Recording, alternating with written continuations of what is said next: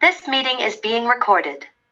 네, 좀 방정맞은 목소리지만 이제 지금부터 녹화를 시작한다고 하는 그런 멘트였어요. 네. 괜찮죠? 이거 녹화가 네, 돼서 괜찮습니다. 이제 동영상 나오면 이거 뭐 어디다 막 여기저기 흩뿌리는 건 아니고 우리 그 톡방에 제가 유튜브로 올려가지고 유튜브 주소를 올리니까 그 유튜브가 또 다 공개돼 있는 건 아니고 우리 그 주소를 받는 사람만 볼 수 있게끔 그렇게 약간 일부 공개로 돼 있어요. 그러니까 전 세계로 내 얼굴이 막 퍼져가는 거 아닌가 그런 걱정 안 하셔도 되고. 네. 그렇습니다. 이나 이제 공부 시작할 거야. 이나 여기. 그래, 이나도 옆에 앉아서 열심히 해. 네. 우리 오래간만에 만났으니까 우리 잠깐 기도하고 시작합니다. 하나님, 저희들이 오래간만에 또 이렇게 화상으로지만 또 만났습니다. 하나님의 말씀을 사모하는 마음 하나로 시간의 흐름을 또 넘어서 이렇게 한 자리에 만납니다. 주의 성령께서 저희들의 모임 가운데 함께 해주시고 깨닫는 지혜로 또 작은 것이지만 아름답게 결심하고 실천해 나가는 그런 행위로 저희들을 이끌어 주시고 매일 매순간 함께하여 주옵소서. 이 한 시간 제 성령께서 우리를 이끌어 주실 줄 믿사옵고 우리 구주 예수 그리스도 이름으로 기도드립니다. 아멘. 네. 네. 자, 우리 예언서 공부를 시작했다가 예언서를 한 4-5차례 정도에 마칠 수 있을 것 같아서 첫 시간을 한번 했는데 다시 또 리바이벌 하는 거는 그렇고 아주 한 5분, 10분 동안에 한 커트를 통해서 예언서 부분 1강을 제가 지난번 하고는 우리가 이제 한 몇 달간 쉬었는데 예언서 1강 5분 요약과 그 다음에 오늘 하려고 했던 예언서 2강을 좀 붙여서 이렇게 하도록 하겠어요. 근데 오늘도 또 벌써 한 15분이 지나서 1강 간단히 요약해드리고 2강을 얼마나 갈 수 있을지 모르겠는데 하여간 시간 가는 데까지 우리가 이렇게 정해져 있어요. 그냥 무조건 1시간이 지나면 더 이상 하기는 어려운 그런 분들이 적지 않아서 오랫동안 끌지 않고 지금 우리가 이제 독일 시간으로 말하면 아침 8시에 시작했는데 9시, 한국 시간으로 말하면 오후 4시에 시작했는데 오후 5시에는 무조건 끝나는 거로, 그러니까 1시간만 딱 공부하는 거로 그렇게 되어 있습니다. 네. 자, 화면 공유를 한번 해보겠습니다.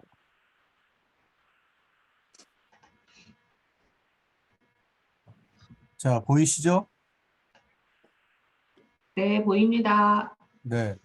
사진이 보입니다. 깜짝이야. 사진? 정말. 배경화면이 잠깐 보였었어요. 젊었을 때 목사님 가족. 요거. 아유, 귀여워. 네. 와, 네. 이런 때가 그러게요. 있었습니다. 참. 나 네. 네. 얘네들이 지금 한국 나이로 30살, 28살이 됐으니까. 네? 참. 시간의 흐름은 네. 대단하죠. 네. 이나도 이제 좀 있으면 이렇게 이제 네, 크는 거예요. 그렇게 되는 거예요. 저렇게 귀여운 애가 이제. 자, 예언서 쭉 이제 커트가 있는데, 이렇게 좀 공부를 할까 싶어요. 자, 예언서 2강이지만 1강에서 했던 여러 커트 중에 요 2커트만 좀 다시 한번 말씀을 드리고, 그 다음, 주전 8세기 중엽 시대로 넘어가면서 여기서부터 2강의 시작이 되겠습니다. 자, 1강 요약 먼저 합니다. 자, 예언서 공부하는데 예언서 공부하면 일단 예언자가 어떤 사람인지를 알아야 되겠죠. 예언자는 우리가 흔히 생각하는 것처럼 뭐 미아리 고개 그 자리 깔고 앉아서 뭐 동쪽에 있는 대학을 가면 붙을 거다 뭐 이런 점쳐주는 그런 예언자를 생각하는데 그 생각은 상당히 빗나간 생각이라는 거. 성경에서 말하는 예언자는 하나님의 말씀을 대언하는 사람 이렇게 이해하시면 좋습니다. 시대를 읽고 그 시대에 하나님의 필요한 말씀을 권력이나 또 재산 많은 거나 뭐 이런 것 위아래 가리지 않고 대중들을 향해서 과감하게 하나님의 말씀을 전하는 자가 예언자입니다. 그래서 예언자는 미리 뭐 점을 치듯이 이렇게 하는 사람이라는 뜻이기보다는 하나님이 하실 말씀을 대신해서 선포하는 사람, 그런 뜻으로 이해하시면 훨씬 더 정확합니다. 자, 그래서 오히려 예언자에게 있어서는 앞으로 일어날 일은 현재, now and here, 지금 여기에서 우리가 어떻게 살아가는 것이 중요한가, 이것을 말하고 있는 게 예언자이지, 뭐 100년 뒤에 200년 뒤에 어떻게 될 거니까 너희들은 그냥 꼼짝없이 그렇게 될 거니까 그냥 포기하고 살아라, 이런 사람이 아닌 거예요. 점쟁이들은 그렇죠. 너는 어떤 놈 만나서 시집 가야 돼 하고 이제 이런 식으로 막 소위 결정적으로 얘기를 하잖아요. 근데 예언자는 그런 사람이 아니라는 거. 너의 지금 상황을 잘 이해하도록, 우리의 지금 상황을 잘 이해하도록 돕고 그 상황 속에서 하나님이 가장 필요로 하시는 말씀을 강력하게 대언해 주는 자가 예언자라는 거. 그래서 예언자를 이제 성경 속에 보면 각 예언자들의 그 어떤 행동을 보면 약간 미친 듯한 그런 행동들이 나오지만 미친 자들이 아니라 하나님의 하라고 명령하신 그 명령에 따라서 일종의 가장 쉬운 말로는 퍼포먼스, 어떤 의도가 있는 하나님이 명령하신 퍼포먼스를 행한 자예요. 그래서 뭐 벌거벗는 행위라든지 뭐 이렇게 좌로 굴러 우로 굴르는 행위라든지 이런 것들이 미쳐서 하는 것이 아니라 하나님께서 그 퍼포먼스를 통해서 이스라엘의 현재 상황 혹은 곧 닥쳐올 그런 앞으로의 어떤 상황에 대해서 어떤 경고하고 이렇게 계시해 주시는 하나님의 메시지를 효과적으로 전달하기 위해서 어떤 선지자들이 좀 특별한 행동을 했던 것을 볼 수가 있습니다. 그래서 예언자는 결코 광신도가 아니라는 거. 그거보다는 오히려 거꾸로 두 번째, 예언자는 악에 매우 민감한 사람들이었다. 어떤 한 개인의 악보다도 사회 전체 분위기를 파악하고 사회 전체가 어떤 문제에 지금 휩싸여 있는지를 잘 파악하고 거기에 대응했던, 그리고 거기에 필요한 하나님의 말씀을 주었던 사람이죠. 그래서 우리 신앙이 어떤 개인적인 것에 매몰될 수 있는데 개인과 내면의 문제에만 머물지 않도록 전반적인 사회악과 범죄, 또 뭐 이런 또 종교도 나 한 개인의 문제가 아니라 예를 들면 우리 같으면 한국교회 전체가 지금 어떤 식으로 가고 있는지, 문제가 무엇인지 이런 것들을 지적하고 거기에 필요한 말씀을 주신 분들이 예언자라고 하는 거. 그래서 예언자들도 어떤 변화 단계가 있어요. 그래서 우리가 쉽게 이해하는 것처럼 혼자 들판에서 기도하다가 하나님의 메시지를 이렇게 불현듯 듣는, 그래서 신접한 예언자. 그런 예언자들이 이제 시작이 되겠죠. 초기 단계에서는 하나님의 음성을 한 개인이 듣게 되는데, 신접한 예언자들이 조금 이제 어떤 그룹핑이 생기게 되면서 예언자 학교, 우리로 요즘으로 말하면 제가 장로의 신학대학을 나왔잖아요. 장로의 신학대학교 같으면은 우리가 제일 흔히 쓰는 말로 선지동산 이렇게 표현하거든요. 물론 이렇게 언덕 위에 학교가 있기도 하지만 선지동산, 소위 말해서 선지자 학교라는 뜻이거든요. 그래서 장차 목사가 돼서 하나님의 말씀을 선포하고 가르칠 그 선지자에 해당하는 사람들, 예언자에 해당하는 사람들을 키워내는 학교, 예언자 학교가 선지동산이라고 할 수 있어요. 그래서 바로 이렇게 한 개인 예언자들이 등장하게 되고 조금 시간이 흐르면서 예언자 학교가 이제 생겨나죠. 그래서 예언자 학교에 우리 성경 속에서 제일 예언자 학교에 요즘으로 말하면 신학교 총장, 신학대학 총장에 해당하는 사람들이 이 엘리야나 엘리사입니다.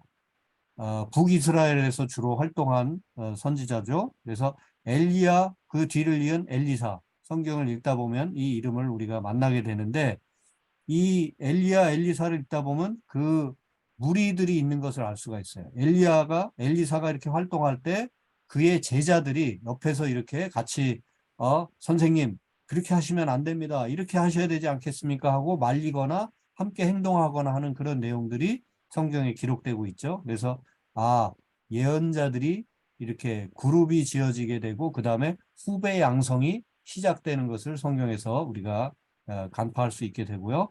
그 다음에 또 점점 시간이 흐르면서 결국 이렇게 양성된 예언자들 중에 궁중 예언자로 이렇게 발탁이 돼서 왕 옆에 권력자 옆에서 그에게 충언을 해주고 하나님의 말씀을 대언해주는 궁중 예언자들이 또 생겨나게 되죠. 그리고 이제 우리가 제일 많이 주목하게 될 예언자는 결국 우리가 예언서 그러잖아요. 그죠? 성경의 예언서 뭐 이사야, 에레미야, 뭐 다니엘, 에스겔 이런 대예언자들 대예언서부터 시작해서 호세아, 아모스, 요엘 뭐 그죠? 미가 뭐 쭉 나오잖아요. 하박국, 스바냐 뭐 쭉 나오는 이런 것들이 우리가 왜 이 예언서를 접할 수 있게 됐냐면 예언서가 써진 거잖아요. 그죠? 예언을 말로만 하지 않고 그들이 예언서를 쓴 거예요. 그래서 문서로 예언하게 되는 이제 문서 예언자들까지 등장하게 됩니다. 그러니까 예언을 내가 일단 말로 했지만 그것으로 지나가는 것이 아니라 나중에 문서로 기록까지 남게 되는 그런 예언자들이 이제 등장하게 되고 바로 우리가 성경에서 접하게 되는 주로 그 예언서들은 다 바로 이 문서 예언자들이 기록을 남겨놓았기 때문에 우리가 오늘 글로다가 그들의 생각을 그들을 통해서 하나님이 오늘도 말씀하시는 것을 우리가 접할 수 있게 된 거죠. 자, 예언자가 어떤 사람인지를 잠깐 우리가 봤고요. 자, 그러면 우리가 이제 당분간 예언서들을 이제 살펴보게 될 터인데 요 표 하나로 좀 정리를 해볼 수 있어요.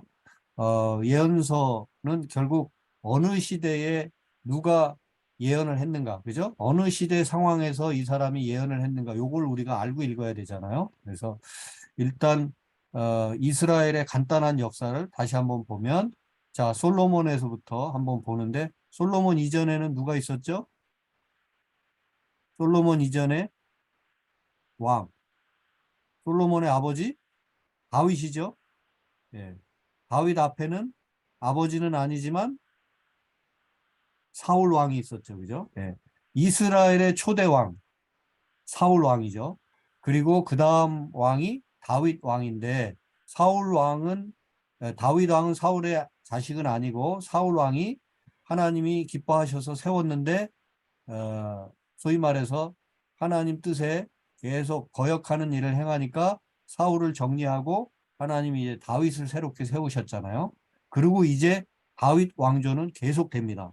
다윗 아들 솔로몬, 솔로몬의 아들 르호보암. 자, 이제 이 르호보암은 이제 아래쪽으로 가는데 이 아래쪽이 남유다. 그러니까 솔로몬 이후에 남유다와 북이스라엘로 남북이 분단이 되죠. 그죠? 예, 분리가 됩니다. 그래서 이제 솔로몬 이후로는 북쪽은 여로보암, 남쪽은 르호보암으로 시작된 북이스라엘과 남유다, 이 소위 분단 왕국, 통일 왕국이 끝나고 이제 남북 분열 왕국이 시작됩니다. 바로 이 분열 왕국이 이제 진행되면서 소위 남과 북에 여러 문제들이 이제 생겨나기 시작하는데 그런 상황 속에서 예언자들이, 선지자들이 등장해서 이제 시대를 읽어내는 그런 말씀을 하나님의 이름으로 선포하게 되죠. 자, 그런데 남유다는 르호보암으로 시작돼서 뭐 쭉 이제 계속되는데 북이스라엘이 먼저 아수르에게 멸망을 하죠. 그리고 남유다는 계속 더 150년 이상 더 가다가 남유다는 바벨론에게 멸망을 합니다. 자, 요 이제 이 표가 그 시대를 지금 말하고 그 멸망한 이후에는 바벨론에게 멸망한 이후에는 포로로 끌려가서 또 70년을 지내고 그리고 이제 다시 돌아오게 되죠. 물론 일부만 돌아오게 되지만 어쨌든 포로 시대가 있게 됩니다. 그래서 이 예언서를 읽다 보면은 이 예언자가 어느 시대 예언자인가를 알아야 되는데 엘리야 엘리사 같으면 북이스라엘 남북으로 분열된 뒤에 한참 좀 시간이 흘러가서 엘리야 엘리사가 등장하고 그 뒤로 호세아 아모스 요나 이렇게 주로 제가 이렇게 위에다 써놓은 것은 북이스라엘 상황에서 북이스라엘을 향해 주로 예언을 한 선지자이기 때문에 위에다 이렇게 써놓은 겁니다. 그리고 남쪽에는 이제 쭉 좀 시간이 더 흘러가서 히스기야 왕 이후로 히스기야 왕 그 무렵부터 해가지고 이사야나 미가 그 다음에 이제 포로로 끌려가기 일보 직전 막 또 끌려가기 시작한 때 주로 예언했던 사람이 나훔, 스바냐, 에레미야, 하박국 같은 사람. 그 다음에 이제 포로로 완전히 끌려간 다음에는 다니엘이나 에스겔 같은 사람이 이제 예언자로 등장하게 되죠. 네. 자, 다시 한번 말씀드리면 솔로몬 이후로 BC 930년경 이제 남북으로 분열이 되게 되고 남쪽은 계속 우리 왜 조선 왕조를 이씨 왕조라고 그러죠? 왜 이씨 왕조라고 그래요? 태조 이성계로부터 시작해가지고 계속 그 자식의 자식들 계속 대를 이어서 500년 왕조가 이어간 거예요. 물론 이제 뭐 약간 직속 자식이 없어서 이제 조선 후기에는 이제 뭐 조금 그 대를 이을 만한 자식을 찾아다니고 뭐 이제 어쨌든 그러나 이씨 가문에서 계속 이어져 간 것이 조선 왕조입니다. 남유다도 마찬가지예요. 다윗의 후손들이 계속 바통을 이어서 몇백 년을 이어갔습니다. 그런데 북이스라엘은 여기 대표적인 한 7, 8 왕조라고 말할 수 있는데 그중에 대표적인 왕조가 오므리 왕조와 예후 왕조예요. 왜 이런 오므리 왕조나 예후 왕조라는 말을 쓰냐면 소위 반역이 일어난 겁니다. 구테타가 일어난 거예요. 그래서 소위 다른 가문에서 왕권을 가져간 거예요. 그래서 이렇게 정권이 완전히 다른 가문으로 다른 패밀리로 넘어간 적이 적어도 7번 이상 되기 때문에 여러 왕조가 이제 등장하게 되는데 그 중에서도 가장 소위 히트쳤던 세력을 오래 이끌고 갔던 그리고 좀 성경에서 대표적인 그런 왕조가 오므리 왕조와 예후 왕조입니다.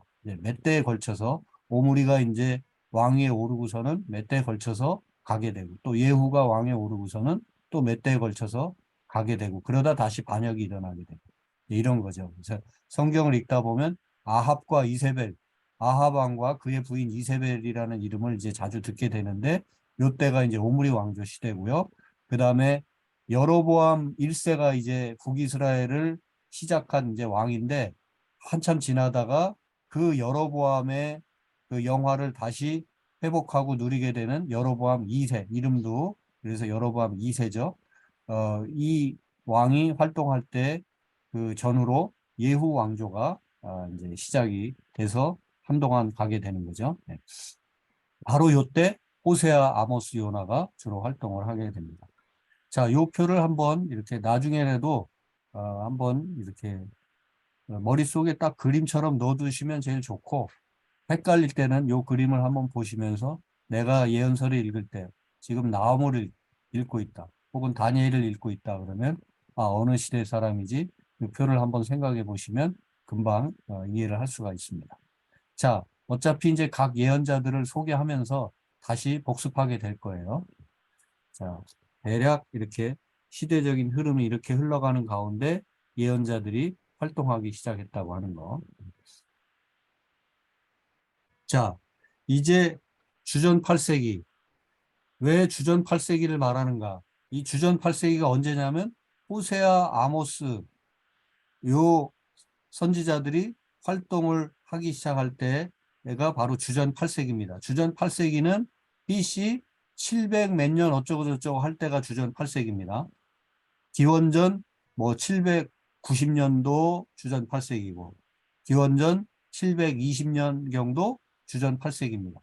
자, 기원전 721년 혹은 722년 어떤 연도일까요?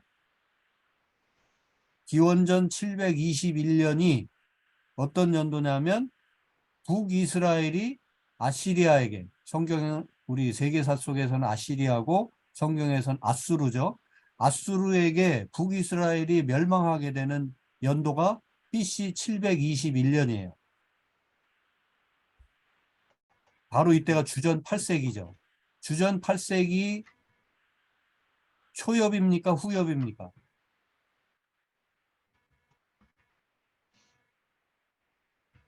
네? BC 721년은 주전 8세기 초예요, 후예요? 그 주전 느낌을 헷갈리지 않게 하려고 한번 확인시켜 드리는 거예요. 주전 790년과 주전 720년 어느 쪽이 먼저예요? 790년이요. 그렇죠. 790년이 더 우리로부터 치면 더 오래된 얘기입니다. 그러니까 우리가 보통 네. 주전 8세기 초다 그러면 790년, 80년 이런 게 주전 8세기 초고 주전 8세기 말경 그러면 바로 721년 이 아수르에게 멸망할 때는 주전 8세기 말경에 북이스라엘이 아수르에게 멸망했다. 이렇게 말할 수 있겠죠. 그죠? 721년은 이제 곧 네. 육자로 들어가게 되니까. 네. 자, 그거 한번 이제 확인시켜 드린 거고요. 그래서 호세와 아모스는 바로 이 700자 돌아가는 주전 8세기.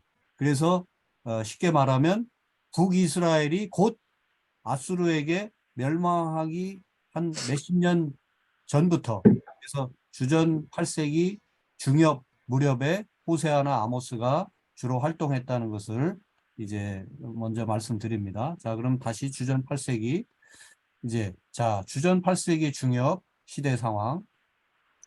남유다에는 우시아 왕이 그리고 북이스라엘에는 여로보암 2세가 통치하던 때예요. 남쪽이나 북쪽이나 가장 최전성기였다고 볼 수 있어요. 잘 나가던 때입니다. 예. 이렇게 남북이 다 잘 나갈 수 있었던 것은 북왕국, 자, 아수르가 721년에 멸망했다고 그랬잖아요. 그러니까 아수르에게, 아수르가 지금 이 중동 지역을 휩쓸고 있었던 때인데 이스라엘을 한참 계속 위협하던 한 세력이 있었는데 아람이었어요. 아람은 요즘으로 말하면 시리아입니다. 시리아가 계속 이스라엘을 괴롭혔는데 시리아보다도 더 큰 새로운 아시리아가 동쪽에서부터 세력을 확장해 오면서 시리아를 잡아먹은 거예요. 시리아 왕, 아람 왕 베나닷 3세가 신흥제국 아수르에게 패배하게 되니까 당분간 어떤 일이 생겼어요? 시리아한테 계속 괴롭힘을 당하던 북이스라엘이 시리아를 슬쩍 아수르가 건드려 주니까 몇십 년간 이제 평화가 온 거예요. 부흥의 시기가 온 겁니다. 이스라엘에게. 네. 근데 결국은 그것도 잠시였죠. 시리아를 잡아먹은 아수르가 시리아만 잡아먹고 말겠어요. 결국은 계속해서 쳐내려와서 북이스라엘까지 아수르는 잡아먹는 거죠. 그러나 그 시간이 오기 전까지 몇십 년 동안 이스라엘이 잠시 여로보암 2세 때 북이스라엘이 이제 최대 전성기를 누리는 겁니다. 자, 이렇게 이러한 시기에 여로보암 2세는 아람, 시리아를 공격해서 시리아 땅을 또 일부 이렇게 자기 땅으로 만들기까지 했어요. 자, 이런 때입니다. 자, 그래서 간단히 얘기하면 북이스라엘은 뭐 말할 것도 없고 남유다도 상당히 이렇게 소위 정치적으로나 경제적으로 확장되고 안정을 누렸던 최대 건성기였다. 네, 남북이 다. 그런데 자, 이제 두 번째 단락. 그러다 보니까 정치 경제적으로는 번영했는데 거꾸로 전례가 없을 정도의 종교적인 타락, 도덕적인 부패 현상이 나타나기 시작한 거죠. 잘 살게 되었는데, 부강하게 되었는데, 상대적으로 딴 때보다는. 그러나 가장 부강할 때, 가장 잘 살게 되었을 때, 가장 사회는, 정치는 이렇게 뒤로 가고 있었다 하는 겁니다. 자, 사회 전반에 걸친 부패 상황이 이제 나타나게 되고, 바로 이러한 때에 이제 아모스라는 선지자, 예언자가 등장하게 되는데, 아모스는 출신은 남왕국 유다 출신인데 북쪽으로 가서 거기서 예언을 했어요. 좀 신기한 사람이죠. 그런데 이 남왕국에서 북왕국으로 가는 그 거리가 그렇게 먼 거리가 아니기 때문에 실제로 가능한 일이었어요. 요즘 우리 같으면은 우리 한반도 남북 상황 같으면 가능한 일이 아니겠지만 그 당시로서는 충분히 남유다 사람이 그 북쪽으로 가서 또 예언을 할 수도 있는 상황이었습니다. 네. 그래서 남유다 출신의 아모스가 북쪽에 가서 북이스라엘이 훨씬 더 남쪽보다는 더 부정부패 상황이 더 심각했던 것 같습니다. 그래서 정의를 회복하라고. 아모스는 한마디로 정의의 선지자, 공의의 선지자라고 이렇게 말할 수가 있습니다. 그래서 하나님의 공의를 회복하라, 정의를 회복하라 이렇게 외쳤던 것이 아모스 선지자입니다.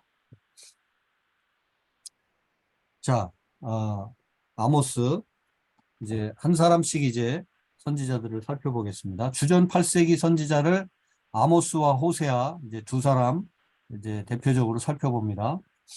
자, 아모스서를 한마디로 요약하면 이 요절 말씀 아모스 5장 24절에 있습니다.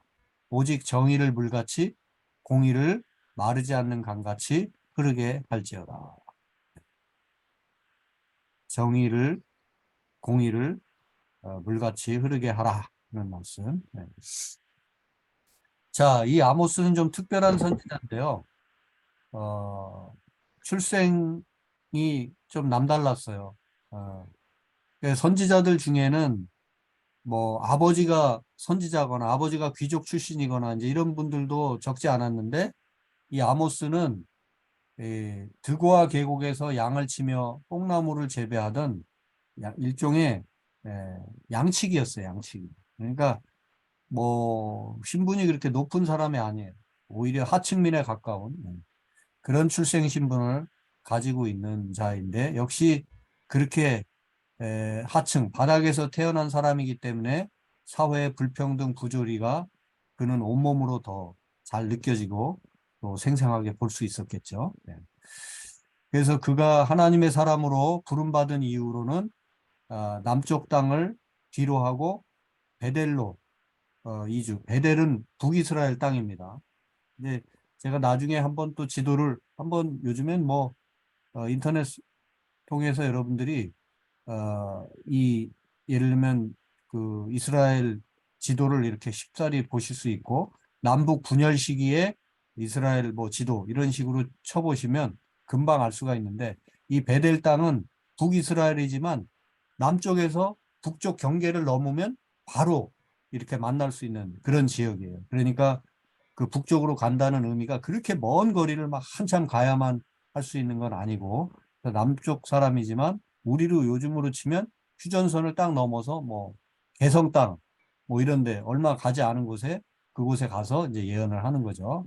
평양까지 갈 필요도 없어요. 자, 그래서 북이스라엘 땅 남쪽 남유다 접경 지역에 해당하는 북이스라엘 땅 베델로 이주해서 거기서 주로 예언 활동을 하게 되는데 북이스라엘이 받게 될 심판을 예언합니다. 그리고 정신 차리고 공의와 정의를 회복하라고 계속 말씀하죠.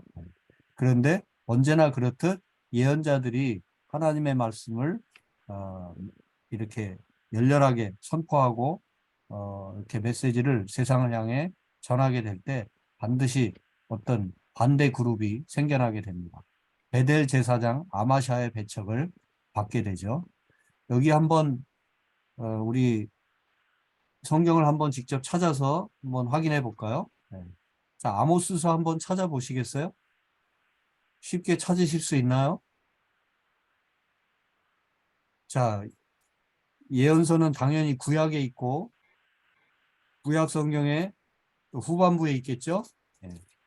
후반부 중에서도 이사야, 에레미야, 뭐 다니엘, 에스겔 이런 대선지서는 선지자들이 키가 커서가 아니라 선지자들 이 분량이 많기 때문에 대선지서라고 그러고요.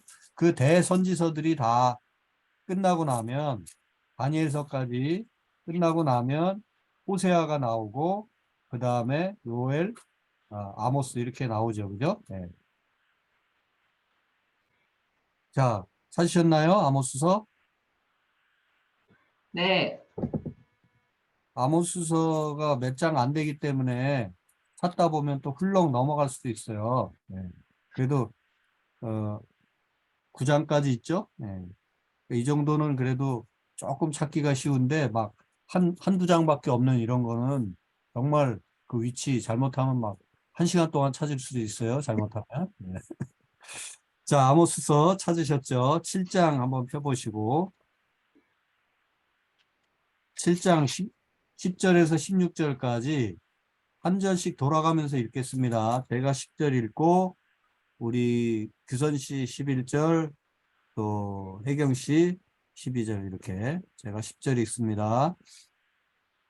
때에 자, 이 때에는 이제 하나님께서 이런 그 이스라엘의 멸망을 아모스를 통해서 이렇게 정신 못 차리면 멸망한다 선포하시고 그 다음에 뭐 메뚜기 뭐 불 뭐 다림줄 이런저런 재앙들까지 막 이렇게 줄 것이다 이렇게 말씀이 선포되는 가운데 소위 아모스를 통해서 하나님의 심판 메시지가 선포되는 가운데 그런 때라는 뜻입니다.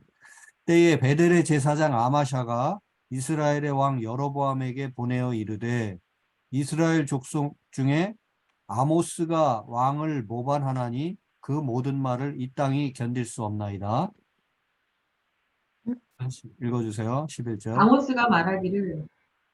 아모스가 말하기를 여로보암은 칼에 죽겠고 이스라엘은 반드시 사로잡혀 그 땅에서 떠나겠다 하나이다. 저는 이게 좀 다르거든요. 번역이. 괜찮아요. 예. 다른 네, 번역본이니까 그대로 읽으세요. 네, 아마샤는 아모스에게도 말하였다. 선견자는 여기를 떠나시오. 유다 땅으로 피해서 거기에서나 예언을 말하면서 밥벌이를 하시오. 13절 제가 있습니다. 다시는 베델에서 예언하지 말라.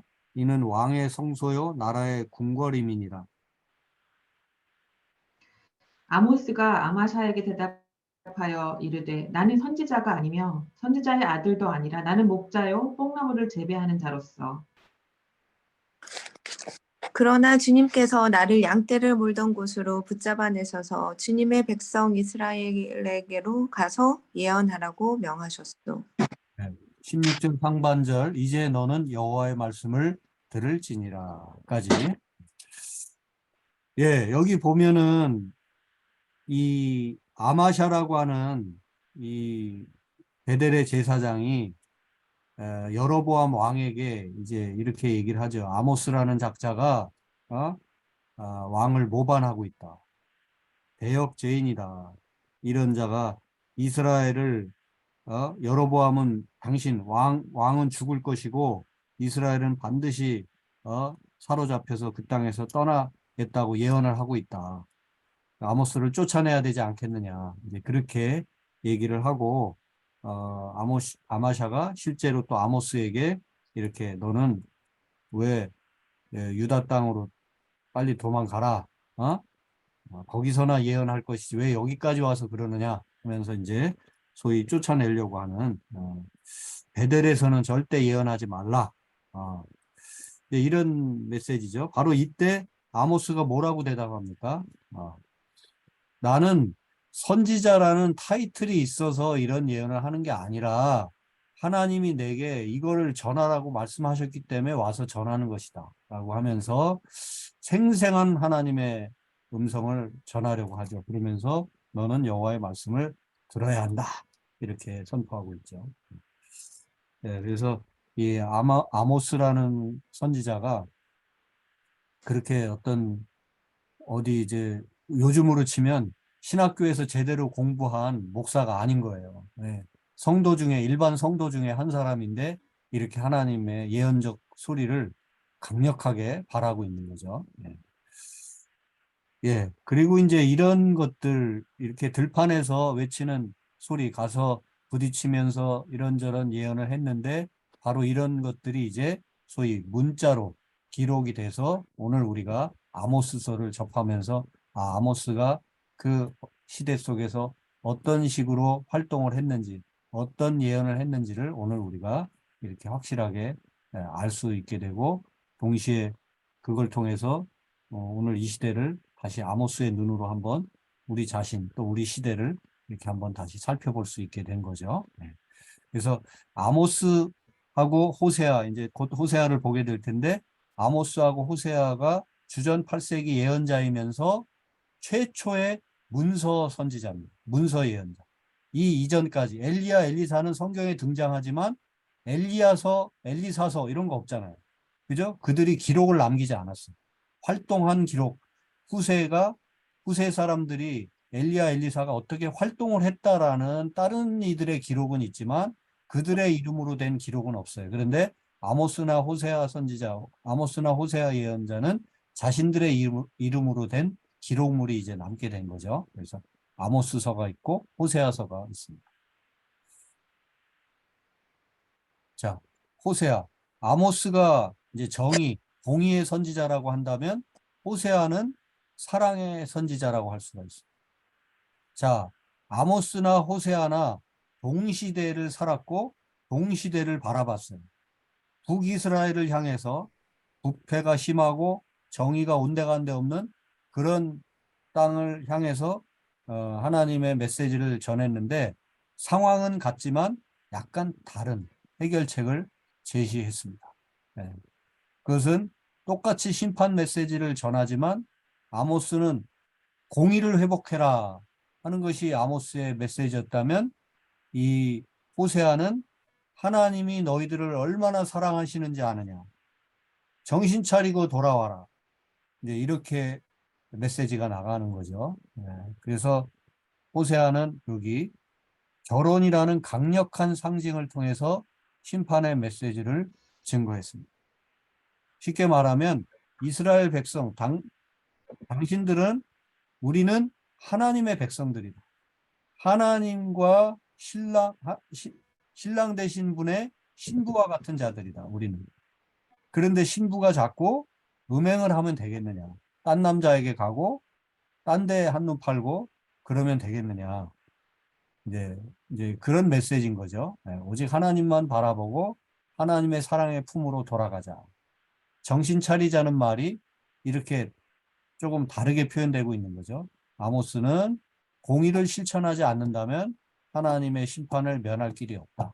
이게 아모스의 메시지고, 호세아는 너희가 어찌 하나님의 신부로서 그렇게 엉망으로 살 수가 있느냐. 하나님은 여전히 너희들을 사랑하고 있다. 이제 이렇게 하면서 결국 호세아는 어떤 퍼포먼스를 자신의 평생의 삶을 통해서 보여주는데 고멜이라고 하는 실제 자기 부인이 계속 이렇게 뭐 이게 실제인지 아닌지는 사실은 알 수는 없지만 호세아는 고멜이라는 여인이 계속 도망갑니다. 음행을 저지르고 이제 도망가면 또 가서 그 여인을 품고 다시 또 너는 내 신부지, 너는 내 아내야 이렇게 하면서 품고 또 품는 그런 인생을 사는데 바로 그 퍼포먼스, 그의 인생 전부가 북이스라엘, 음행하고 하나님을 거역하고 지멋대로 살아간 북이스라엘을 거듭 품어주고 또 품어주신 사랑의 하나님을 그대로 보여준 그런 인생이었어요. 호세아의 인생 자체가. 그러니까 인생 전부가 하나님의 메시지였던 거죠. 선지자의 그 삶은. 네.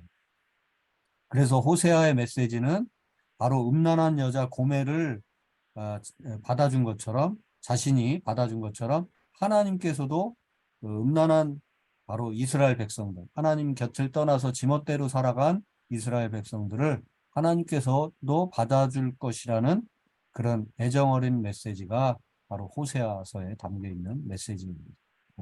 그래서 똑같이 아모스나 호세아가 심판 메시지를 전하고 있지만 아모스는 공의를 회복해라.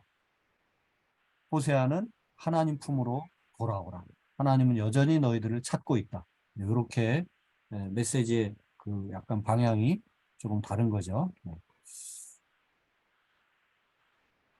자, 호세아는 이런 식으로 성경에 이제 호세아서를 읽으시다 보면 이런 표현들을 만나게 되는데, 호세아가 지적하는 죄, 아마 우리가 여기까지 하고 더 이상 하기가 어려울 것 같은데요.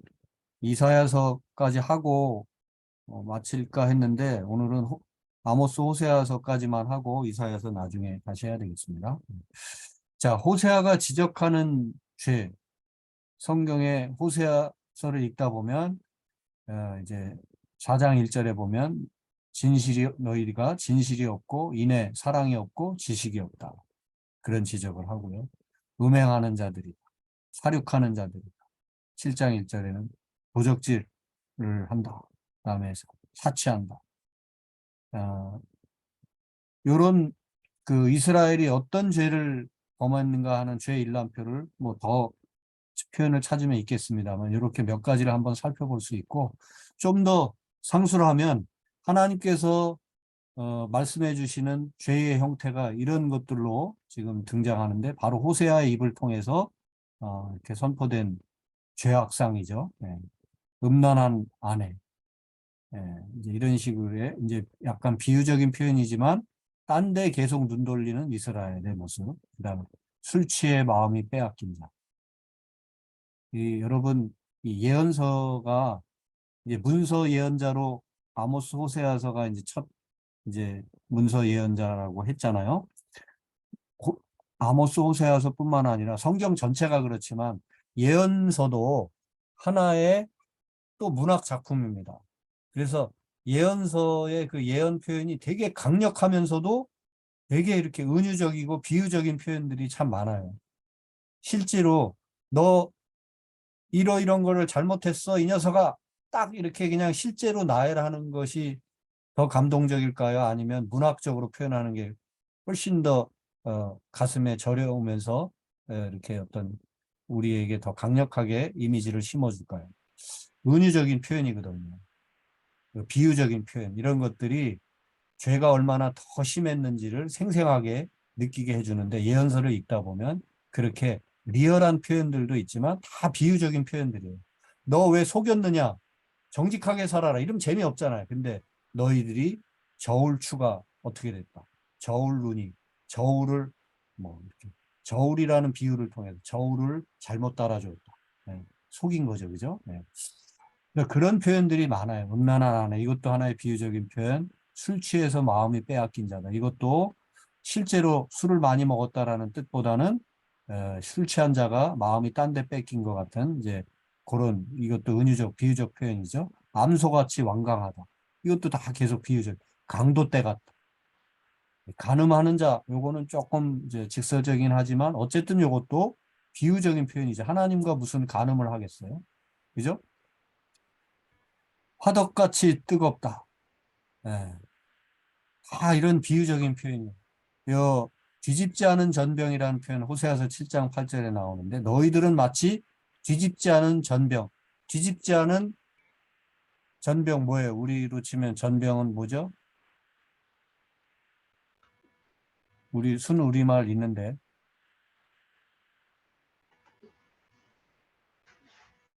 왜 갑자기 생각이 안 나? 호떡. 뭐 호떡도 좋고, 이거 그 뭐지? 부침개. 예? 부침개가 그 사투리인가? 하여간 부침개 말고 또 있잖아. 하여간 부치개라고 그러나요? 표준말이? 하여간 이렇게 뭐 호떡이든 뭐 너무 한쪽으로만 하면 안 되잖아. 한쪽 데피면은 또 이렇게 뒤집어서 또 반대편도 이렇게 굽고 이래야 되는데, 뒤집지 않은 전병. 한쪽만 익은 전병입니다. 무슨 말이에요? 네? 한쪽만 하나님과 관계가 돼 있는 것 같은데 한쪽만 관계가 돼 있어요. 그리고 나머지 한쪽, 하나님 보시기에 양쪽이 다 제대로 익어야 되는데 한쪽만 하나님과 맞닿아 있고 다른 반대쪽은 세상과 맞닿아 있는 거예요. 뒤집지 않은 전병이다. 그래서 혼합주의, 하나님을 믿는다고 하면서도 세상 것 온갖 좋은 세상의 가치관들은 또 다 따라가고 있는 그런 것들을 지적하는 거예요. 너희들은 뒤집지 않은 전병과 같다. 그 다음에 속이는 활과 같다. 이런 표현이 나오는데 휘어진 활과 같다. 그런 말이에요. 여러분 휜 활 가지고 한번 쏴보면 결과가 어떻게 돼요? 관역을 정확하게 맞춰놓고 쐈는데 화살은 매번 관역을 못 맞히는 거예요. 자, 성경에서 말하는 죄는요, 관역을 맞추지 못했다라는 뜻이에요. 그러니까 하나님께서 원래 기대하시고 요청하신 그 뜻대로 살지 못한 것, 그게 죄거든요. 그런데 속이는 활은 이제 쉽게 말하면 휘어진 활이다. 다른 성경 번역에 보면 너희들은 마치 휘어진 활과 같아서 한 번도 관역을 맞추지 못하는구나. 이렇게 돼 있거든요. 그러니까 늘 삐딱해가지고 하나님을 믿노라 하지만 한 번도 하나님이 기뻐하시는 삶을 제대로 살아들이지 못하고 있다. 그런 표현이죠. 이것도 다 문학적인 표현이잖아요. 그 다음에 삼키어졌다. 하나님이 결코 기뻐하시지 않는 그릇이다. 쓰임새가 아무것도 없다. 그런 말이고 마치 방황하는 들나귀와 같다. 들나귀. 여기도 저기도 의지하지 못하고 계속 방황하는 들나귀. 그래서 여기 외세들, 외국 주변 열강들에게 A라는 나라에 붙었다, B라는 나라에 붙었다, 이리저리 왔다 갔다 하면서 하나님이 요구하시는 건 뭐예요? 물론 외교도 잘 해야 되겠지만 하나님을 먼저 잘 섬겨야 되는데 외교 정책으로만 해결하려고 하니 나라 꼴이 잘 되겠느냐 하는 이제 호세아의 지적인 거죠. 그래서 방황하는 들나귀와 같다. 자, 이제 그냥 호세아를 읽어가시면서 이런 것들을 접하셔도 좋겠지만 제가 약간의 설명을 드리면 이렇게 문서 예언자들이 그 당시에 강력하게 예언을 했다는 것이 무엇을 말하는가? 너 잘못했어 임마! 이러고 다니면은 아무런 감동이 없었겠지. 근데 이 예언자들이 쓰기도 이렇게 문서로 이렇게 남아있기도 했지만 아마 표현도 실제 이렇게 했을 거예요. 실제로 또 권력자들 앞에서나 대중들 앞에서 이렇게 예언하게 될 때 이런 표현들이 정말 많은 가슴에 어떤 울림을 가져다 주었을 겁니다. 너희는 음란한 아내와 같다. 그러면 남자들이 얼마나 짜릿하게 이 말씀을 받아들였겠습니까? 남의 남자, 옆집 남자에게 눈 돌리는 저놈의 팻네, 나쁜 년, 뭐 이렇게 할 거 아닙니까? 바로 그 나쁜 사람이, 나쁜 년이, 나쁜 놈이 바로 북이스라엘, 바로 우리구나 하면서 이렇게 온몸으로 느꼈겠죠. 예, 딱 9시, 9시 2분이 돼버렸네요. 시간이 되었기 때문에 마무리를 해야 되겠습니다. 오늘 여기에 해당하는 분이 지금 그 뒤로 지금 아무도 안 들어오셨죠? 네. 이게 지금 아무런 전보도 없이 못 들어오셨는데 다음번에는 꼭들 들어오시기 바라고요. 네, 혹시 뭐 질문이나 혹은 하시고 싶은 얘기 있으면 한마디씩 하시고 마칩시다.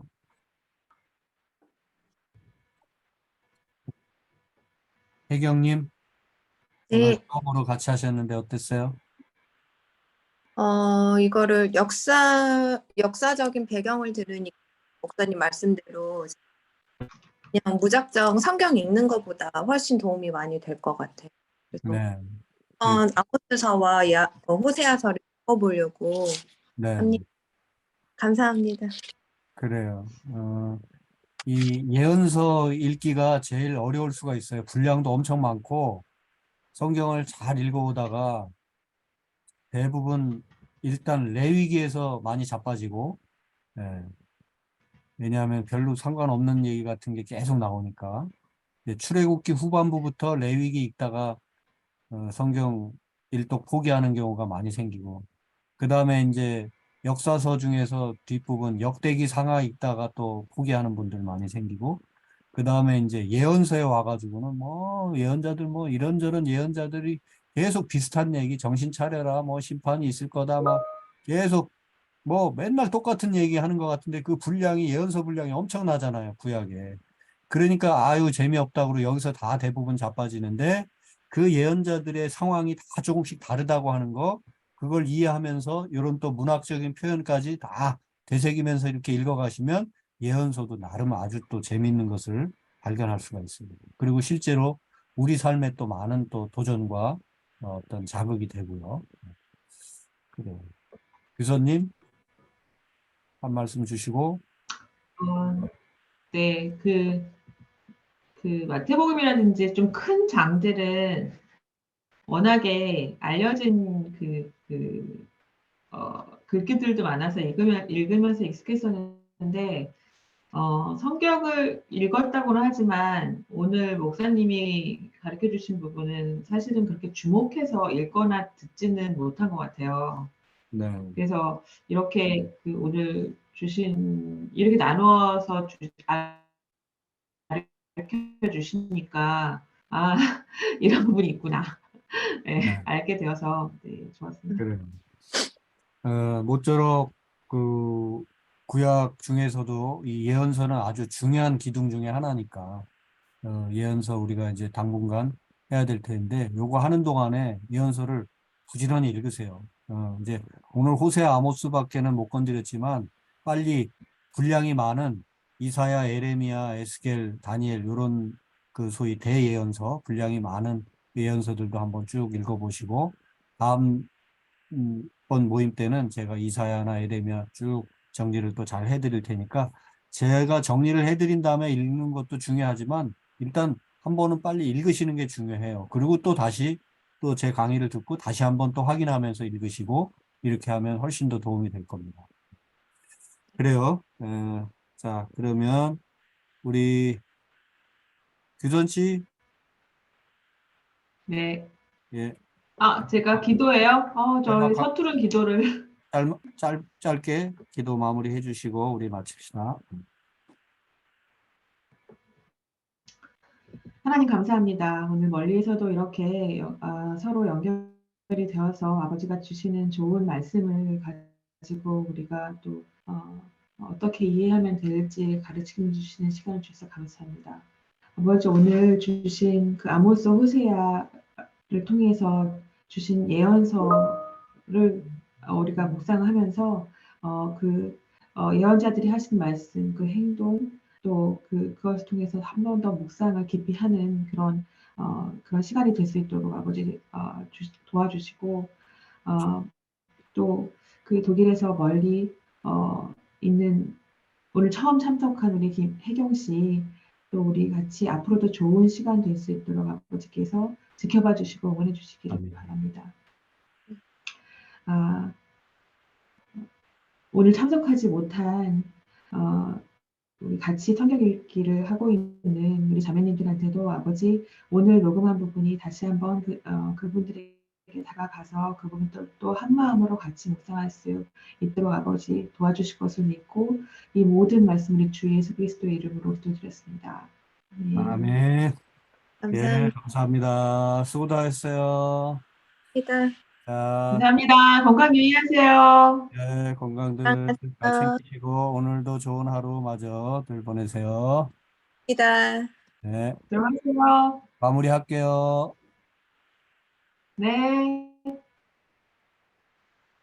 Gute Freitag.